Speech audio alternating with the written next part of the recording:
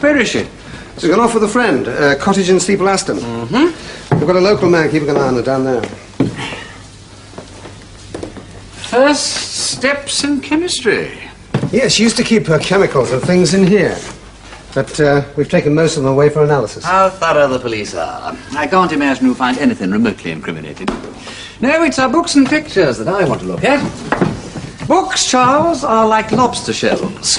We carry them around with us, and we grow out of them, and leave them behind as evidence of our earlier stages of development. Quain's Dictionary of Medicine. Open it up. Actions of certain poisons. Yes. It's rather suggestive, isn't it? It may have told her how to use digitalis, Charles. It don't tell her how to get hold of it. I think a general view of this end of the studio, please, Bunter. Yes, my lord. Doesn't it? Doesn't what? Foxgloves. What about foxgloves? Digitalis purpurea, the purple foxglove. The drug digitalis can be extracted from the dried leaves of foxgloves using fairly elementary chemical equipment. You've been reading up on it, Charles. Well, Your reading don't suggest where she would get hold of digitalis or foxglove leaves in the middle of November. I said dried leaves, Peter. And why should Ann Dorland go around drying foxgloves leaves a good 2 months before she had any reason to know she might need to use them? No, Charles, whoever poisoned the old man got the idea and did it all on the one day. Have you looked at the gramophone records, Matter? The Savoy Orpheans, my lord. I wish I could shimmy like my sister Kate. Force yourself, Bunter. Your lordship has noticed that the machine itself is new. Yes, indeed. And detective stories are the most recent acquisition to our bookshelves. This one, for instance, is all about a bloke who murders a Johnny and then keeps him in cold storage until he's ready to dispose of him. It would suit Robert Fentiman. Let's have a look at our paintings. Oh, Lord. Yes, well, it gives me a pain, too. But I thought that was my lack of artistic education. It was your natural good taste, Charles. Let's have a look at some others. You know, these are the paintings of a completely untalented person who is, moreover, trying to copy the mannerisms of a very advanced school. And you'll notice she's left everything higgledy-piggledy. Look, paint all over the place. Brushes ruining themselves in turps. Hello, what's this?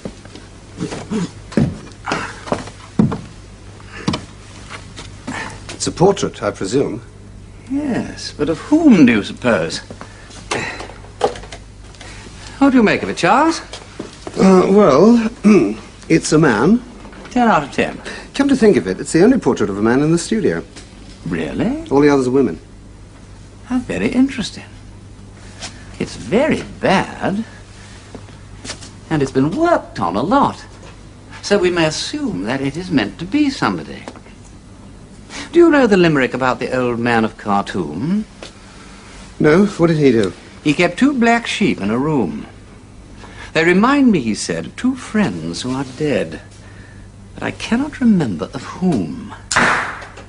Well, if that reminds you of anyone you know, I don't care for your friends very much. No, he ain't beautiful, but I think the sinister squint is chiefly due to bad drawing. Cover up one eye, Charles. No, not yours. Look, the portraits. Oh. No. Does your lordship wish me to... Yes, I think we should have a record of this one, Bunter. I may want to brood about it during the night. Don't this room tell you anything, Charles? Anything about its owner? Well, it suggests to me that Ann Dorland has been taking more interest in crimes and chemistry than is altogether healthy in the circumstances. Mm-hmm. What do you think? Well, I came here hoping that it would tell me the same thing that it told you, but it hasn't. It's told me what I knew all along. I haven't got that one. Peter, I hope you're not going to tell me she didn't do it. You'll be late for work, George.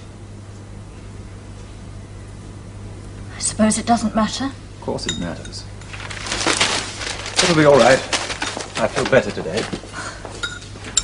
Hello. There are 2 men coming up the path. Look at their boots. Do you think they're policemen? George? Well, why don't you arrest her, if you're so sure she killed him? We can't arrest her, Peter. All we can do is watch her. You see, we haven't got a case. Yet. I say, I hope that nurse isn't going to keep us waiting.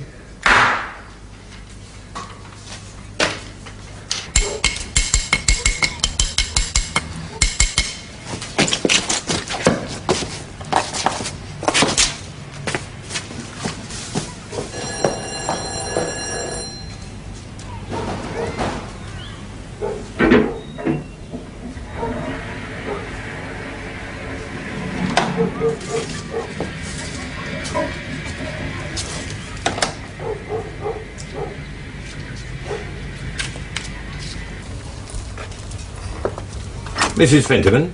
Yes? I have to tell you that we're policemen, Mrs. Fentiman. Wondering if we could have a word with your husband? I'm sorry. You're too late. He's gone to work.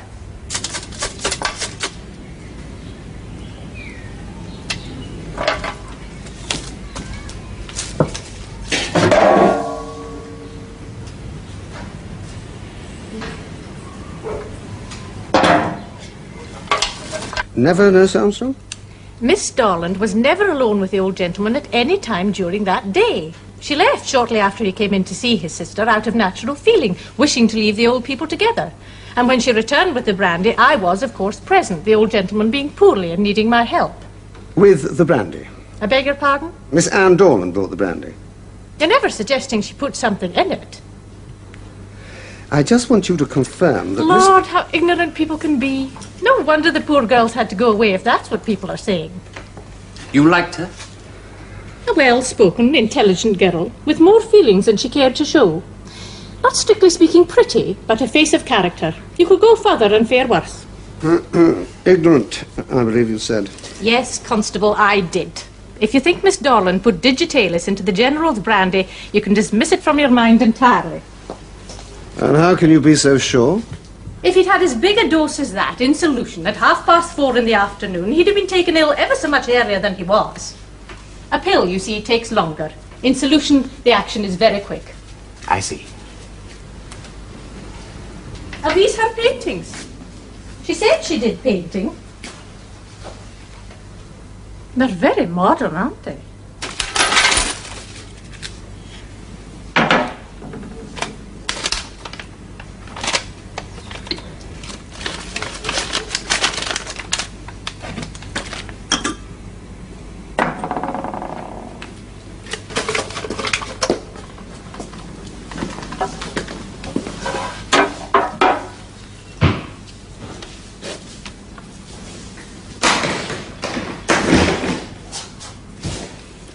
Sergeant. Bottle cap. Pill bottle by the look of it. Yeah. Where's the rest of it? I don't know. Better go through the dustbin. Well, it could be in there, but we don't know when it was dropped. It might be just lying about. Hawkins. Dustbin.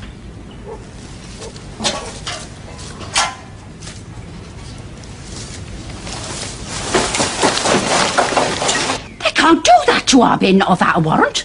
They can't go searching people's dustbins without a search warrant. I know my rights. Who's to stop them? You are, Joe Mans, you are. You're a free citizen and you've not done nothing. You're going to go out there and assert your rights. Me? Where's your search warrant? That's all you've got to say to them. Show me your search warrant, you say. You know, wait a minute, come back here. Let them have the goodness of it first. They'll clear it all up after. Tell them I ain't at home, Bunter.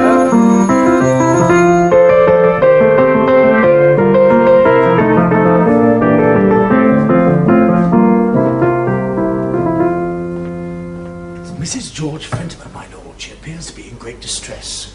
But they ain't on the telephone. If your lordship wasn't in, I was to beg you to communicate with her as soon as you arrived.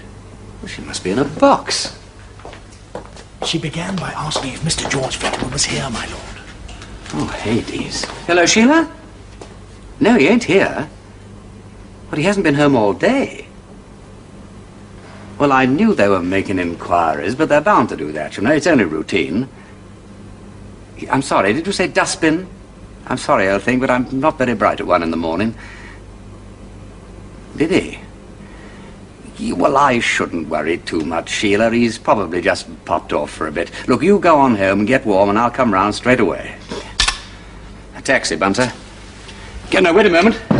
Get Major Robert Fentiman on the telephone. Ask him to meet me at his brother's lodgings as soon as he can. Thank you. Please don't make a noise. They complain, you know. Well, let them. If we whisper, they'll think you're no better than you should be. Entertaining strange men at this time of the night. Now then, my child, what is all this? Good heavens.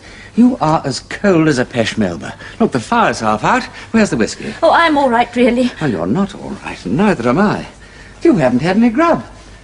Well, no wonder you're feeling awful. Where's the kitchen? Along the hall? Oh, Peter, please, I don't need anything.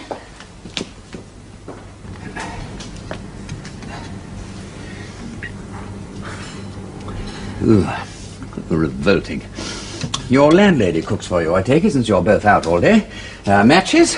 Well, we can start by warming this up. Let's have a look. That's the tap. I say you are in a stew. No, oh, I'm sorry. No pun intended. There we are. Now then, a little something to give it body. Let's have a look. What can we find? Yes, well, not marmalade. Corned beef, I think, if we have any. Hello, what's this? Well, extract of yeast, possibly. Oh, this might do the trick. What's going on in here? Would you say that again? I said, what's going on in here? It's Mr. Munns, the landlord. It's only Lord Peter Wimsey, Mrs. Munns. He's a family friend. Family friend? At 2 in the morning? Our family friend, you sneaking up here in a taxi while you're behind the door waiting to let him in, hoping that we won't hear. This is a respectable house, and I won't have goings on. And if you... What do you think you're doing with that stew? Warming it up and attempting to make it edible. In the second object, I may fail. Have you got any whiskey in the house by any chance? Whiskey? Did you hear that, Joe? Yes, I did hear that. Whiskey, the gentleman said. I had it very clear. Here, now pop a little bit of this in it, Sheila, my dear. There's a good girl. And give it a stir. We wouldn't want it to burn on top of everything else. You see, if we had some whiskey, we might be able to chat this over in a rather more friendly way, don't you know?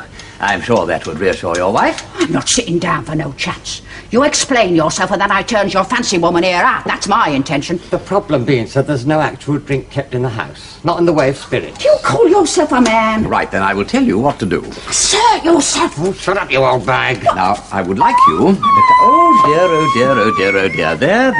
There. There is a public telephone nearby, I take it? Yes, there is. Just round the corner. Right, well, now you hop along and telephone that number. My man will answer.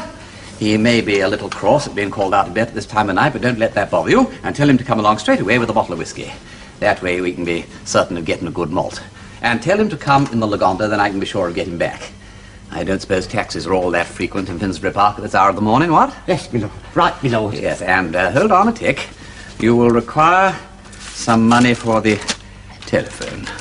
Oh, thank you, my lord. Now, let's see how that stew's coming along.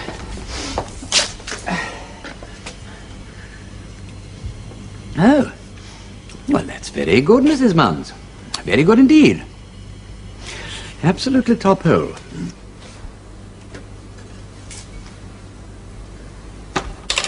And the dawn comes up like thunder out of China across the bay. Very interesting. Very, very interesting.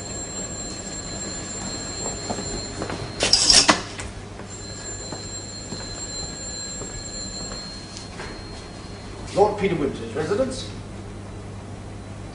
I beg your pardon. Did you say whiskey? Bottoms up, your lordship. Oh, Chin.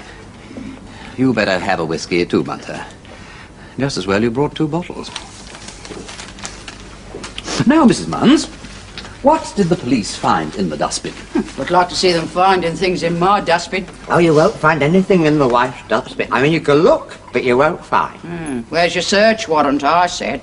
No, I said that. If you've come here about a search warrant, you can go straight back from where you came, I said, because that is the law. They couldn't deny it. Quite right. They either comes to me in a fitting and a legal manner with a search warrant, or they can go and whistle for their bottle. What bottle? The bottle they was looking for in my dustbin. Your hubby, my dear, smashed it up with a poker before he scarpered.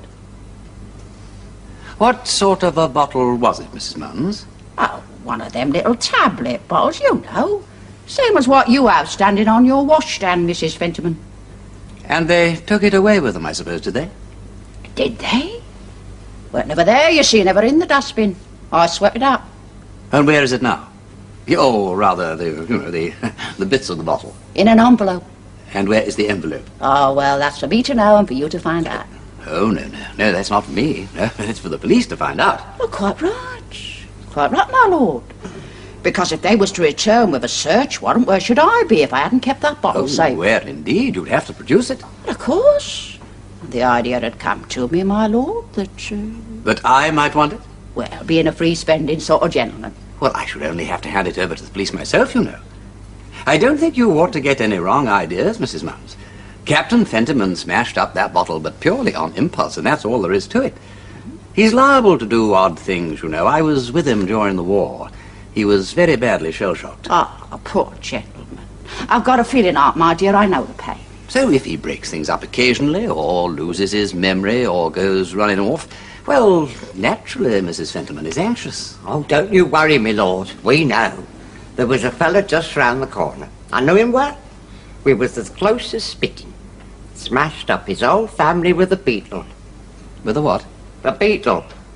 He was a pavior by profession. That's how he come to have a beetle in the house. Oh, I see. Pounded him to a jelly. His wife, his 5 little angels, and then went off and drowned himself in the Regent's Canal.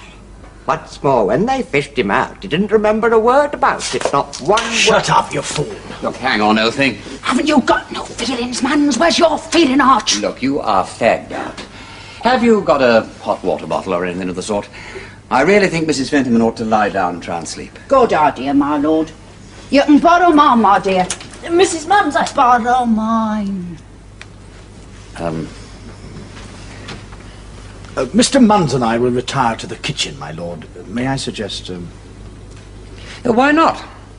And take the whiskey with you, Bunter. Oh, that's very good of you, my lord. Come along. Oh. Very kind, I'm sure.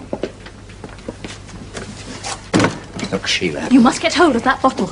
Make her give it to you. Make her. You can do anything. Sheila, what was that bottle? It's mine. My heart medicine. I missed it. It's something to do with digitalis. That'll be Robert. I asked him to come. Get it. Please. You must get hold of that bottle.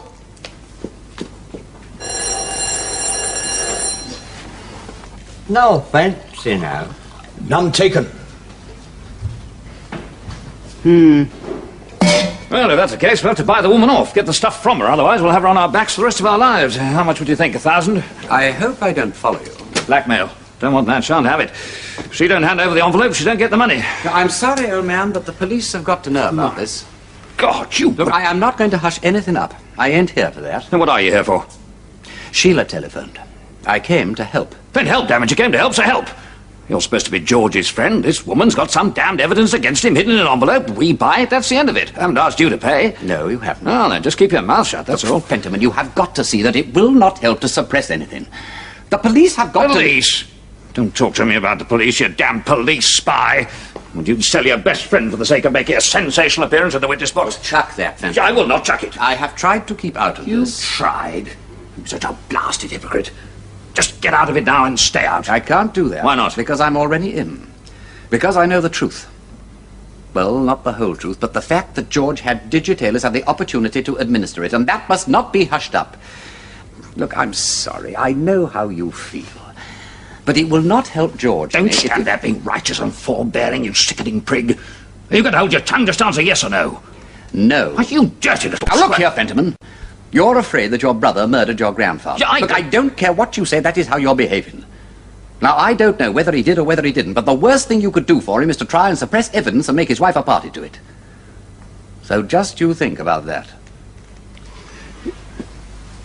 No, just you listen to me, Wimsey. Look, don't bother to apologise, old lad. There's a good fella. I'll let myself out. Night-night.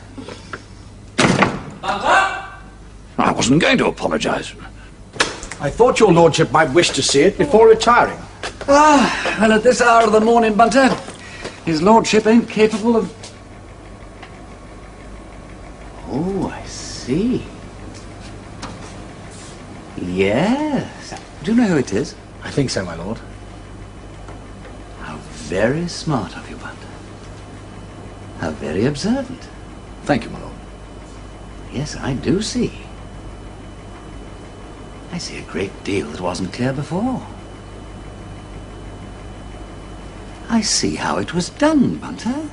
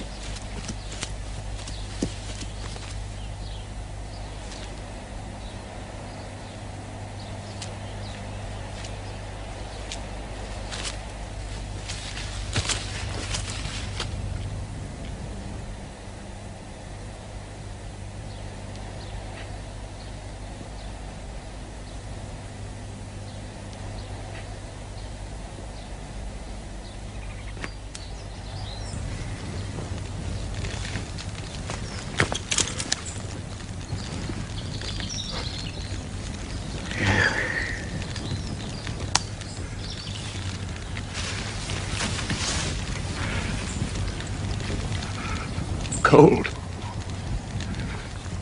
Oh, so cold. I'm not surprised. Better have a sausage.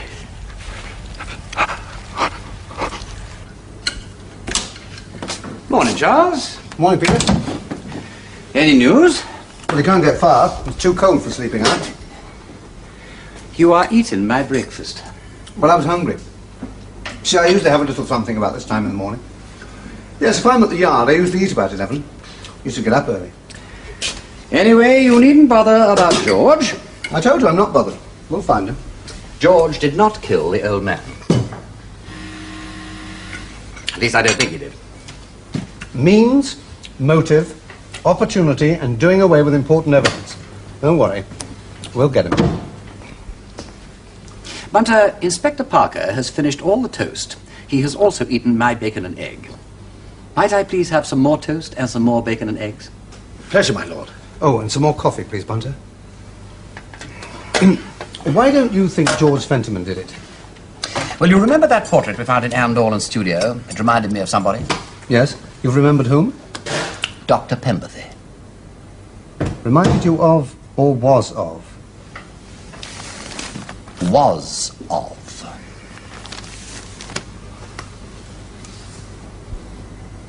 I see. Suggests a connection. There is a connection. Yes, I suppose there is. Up to now, Ann Dorland has always had the most obvious motive, but no means, and so the nurse tells us, no opportunity. Whereas Dr. Penberthy had both. Who better? Look, he ain't a rich man. He's a retired army surgeon. Shares a house in Harley Street with two other hard-up brass platers. Suddenly he gets an idea that if only he can start one of those clinics for rejuvenating people, he could be a millionaire. Then along comes a gal, rich old woman's heiress. He goes after her. He is to accommodate her by removing the obstacle to the fortune, and she will obligingly respond by putting money into his clinic. Good Lord. Bunter spotted the likeness in the portraits before I did. And once we had that connection... Well done, Bunter.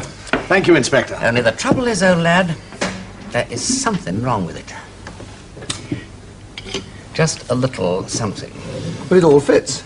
It don't fit with the girl, Charles. But you've never met the girl. No, but our studio tells me something, and Bunter has made some inquiries amongst the servants. Huh? They like her, sir, in spite of herself. Well, likeable people have committed murder before now. Yes, but they like her in spite of herself. Do you see?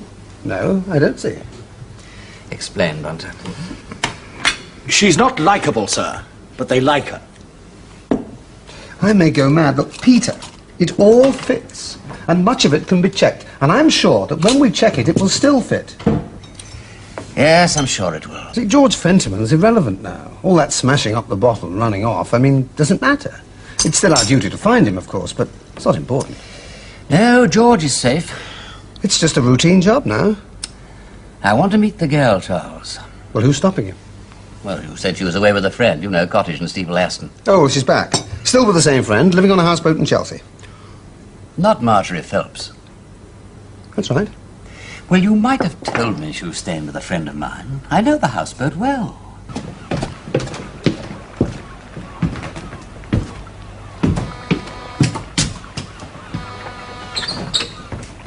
I'm afraid Marjorie's not in. No, I know. I waited for her to go out. You're Ann Dorland. I'm Peter Wimsey. I know a lot about you, but I don't know you.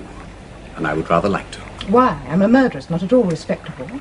I wasn't sure about that. Everyone seems to think so, so it must be true. Everyone? The people I know.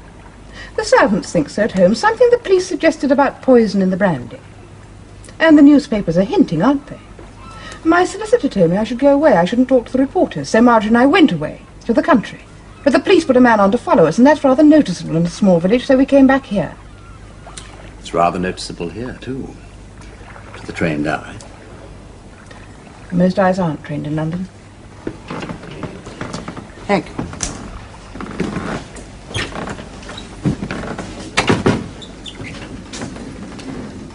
She's very good, isn't she?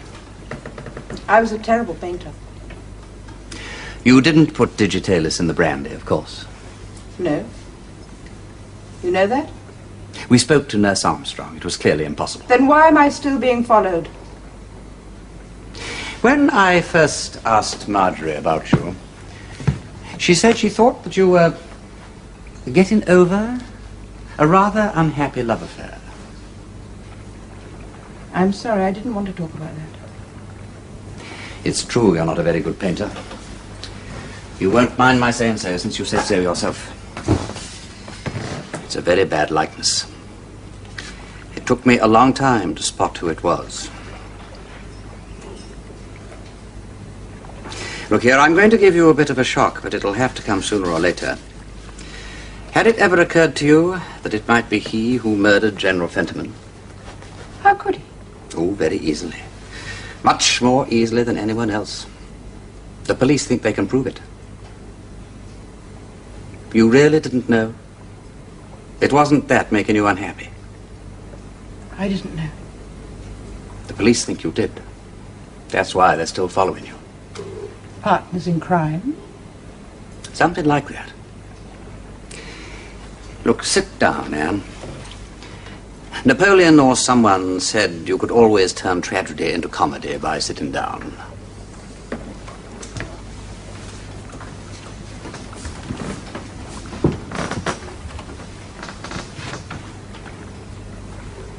It's true, I was in love with him. I still am, I suppose, except that it doesn't hurt so much now, so maybe I'm not. Do you know he's going to marry Naomi Rushworth? Yes, I do. Why did you refuse to agree to a settlement over the will? He told me not to. He said there was something odd about the body. Monkey business, he said. He was sure that the General had been dead much longer than they said, and somebody had been mucking around with the body to cheat me out of the money. Yes, Robert. It's despicable. I wouldn't have taken it at all. What use have I for £500,000? To start a clinic? Yes, one forgets. We were going to start a clinic. And that's when you took up books on medicine and chemistry. Yes. You knew that you would inherit. I didn't know how much. She was very rich. I'd have given Robert and George something. Well, you would. Penberthy might have been less generous. It takes a lot of money to start a clinic. You didn't know that she was going to leave so much to her brother. He was 12 years older. He was 90. I didn't think she'd leave him anything. And later, when you decided to settle after all? We quarreled, you see. Quarreled? He said I was trying to buy him. It was degrading being bought. He said I had a mania about sex. I couldn't think of anything else, and that now I was an heiress. We were going to be married. He'd asked you? I thought he had. He said he hadn't. I thought it was understood. Do you feel that he was right about you? I don't know. I'm rather innocent in a lot of ways. You know how it is when you're in with an artistic crowd. They're freer than other people. At least they talk about it more. I suppose I did envy them being able to be free and not get hurt. And with Walter, you see, well, he said that he had to be very discreet. I ached for him sometimes. Well, that's being in love. That's quite different. He made it sound so sordid. I suppose he'd call it Freudian. I didn't understand it. And he'd been difficult to reach. I'd kept telephoning, and then suddenly out of a clear blue sky, such rotten things. I wanted to help him. I wasn't trying to buy him. Anyway, after that, I didn't care about the money anymore, and I told my solicitors to come to a settlement. He wouldn't, you know, have been so brutal to you if he hadn't been in fear of his life. I told him there was going to be an autopsy. He knew that the poison would be discovered. And if it was known that he was engaged to you, he was bound to be suspected. So he broke off the connection and got engaged to somebody else. Why do it in that brutal way? Because, my dear, he knew that that particular accusation was the very last thing that a girl of your sort would want to tell people about. There's no proof he said those things. There's no proof I wasn't involved. Nothing. Nothing to show that I wasn't party to a murder.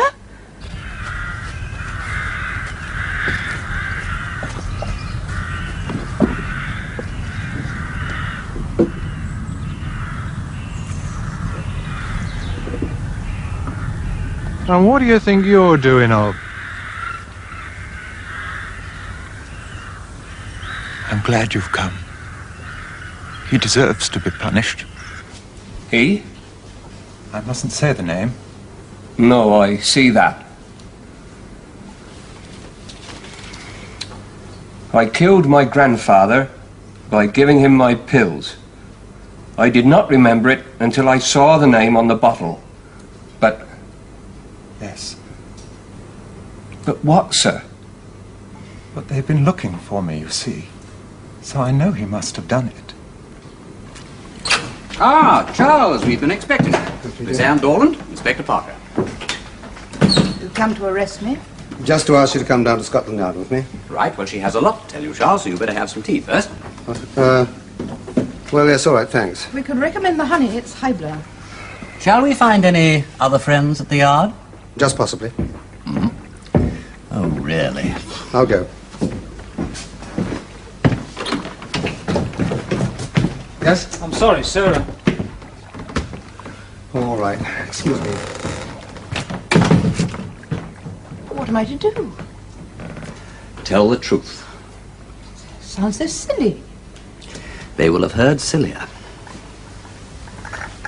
I won't... I don't want to be the one to... To get him hanged? I can't. Look, it may turn out to be him or you. If it comes to that, he can take what's coming to him. Good girl. I thought you were going to be noble, self-sacrificing, and tiresome. Developments? Yes. It's a bit awkward. They've got George Fentiman in a country police station. He's busy confessing to the murder. I told them all about it. They wrote it down. George. Don't wake him, he's asleep.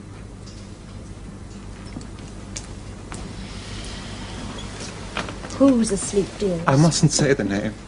He'd hear me even in his sleep, even if you whispered it.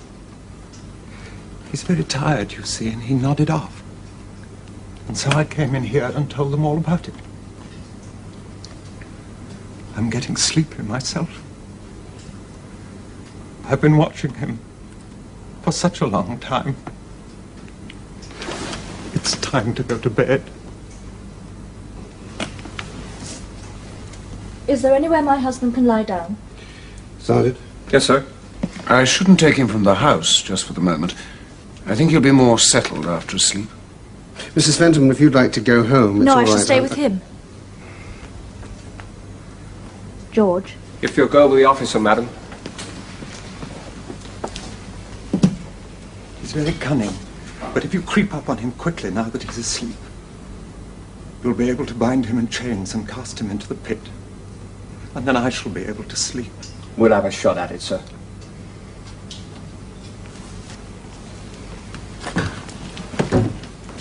Sergeant. Nervous shock with well-marked delusions. He's been this way before, as I think you probably know. The question is... Yes? Was he under a delusion that he killed his grandfather? Or did he actually do it, believing himself to be possessed? How can one possibly say? You can't give an opinion. Well, he certainly thinks he killed his grandfather. It's very hard to say what a man might or might not do when he's under the influence of delusions. He'd be technically insane, you understand. There'd be no question of hanging. Well, it seems to me, if you'll excuse me pushing my opinions forward and all that there was only one occasion when he could have administered digitalis to his grandfather, and that was in a taxi driving around Regent's Park. Now, how many of his own and or his wife's pills would he have had to persuade the old man to swallow in order to account for the amount of digitalis found in the stomach? Well, yes. It's impossible, of course. I thought you and I might drive back together, Penberthy. I'd rather like to have a word with you. We might drop in at the club.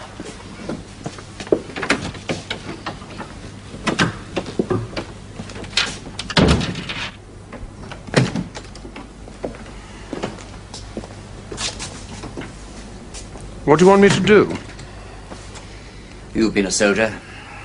I think you're a decent fellow.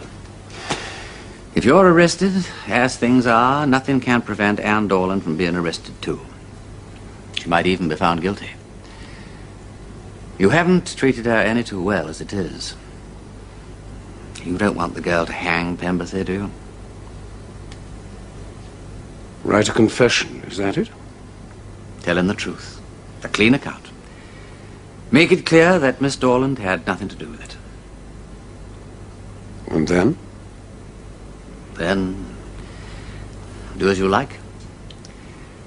In your place, well, I know what I would do.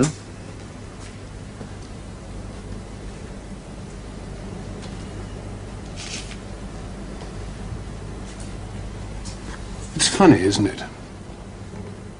If Robert Fentiman hadn't been a rogue, if he'd been an honest man, I'd have got my $500,000. Ann Dorland would have had a perfectly good husband, and the world would have gained a fine clinic. But Robert Fentiman was a rogue. So here we are.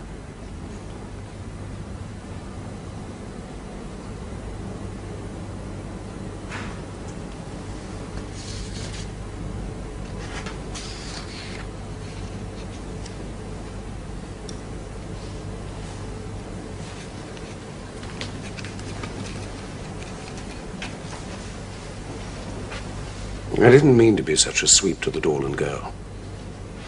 It was all so hideously easy, that was the devil of it. The old man came to see me and put himself right into my hands. In one breath, he said that I hadn't got a dog's chance of getting the money, and in the next, he asked me for a prescription. All I had to do was put the stuff in 2 capsules and tell him to take them at 7 o'clock. He put them in his spectacle case so he wouldn't forget them. It's probably Colonel Marchbanks. I asked him to come. Yeah. Wimsey, Penberthy, got your note. I'm sure you don't mind, Penberthy. Wimsey tells me you have some writing to do. I happen to have brought this with me from my private locker.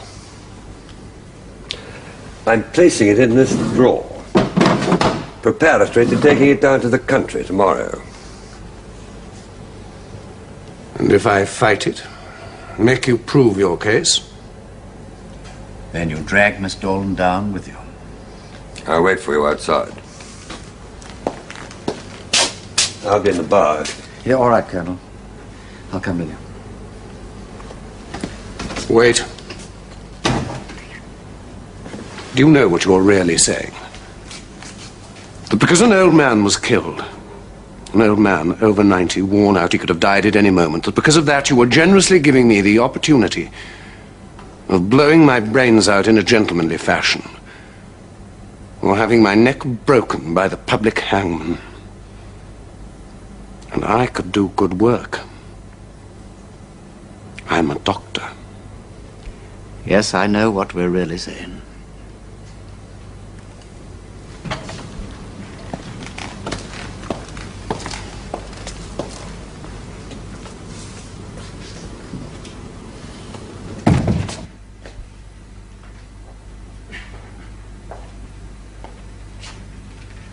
Drink?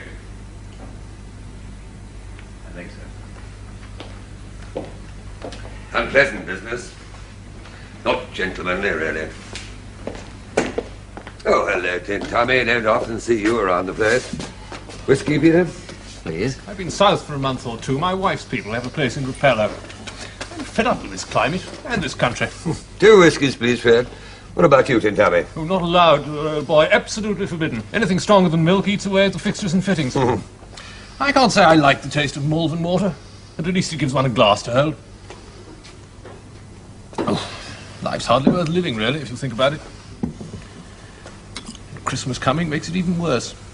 Deadly season Christmas, can't think why they invented it. It's all right if you've got kids, the little beggars enjoy it. Hello, what was that? Motorbike backfiring? Sounded a bit close. Came from the library, I think. Somebody'd better find out what happened.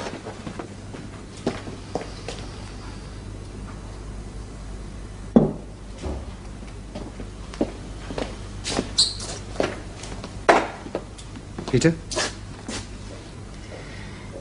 You'll find a piece of paper on the desk in the library.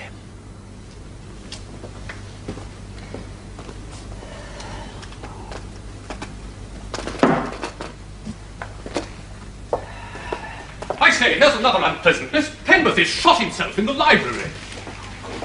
People really ought to show more consideration to the members. Where's the secretary?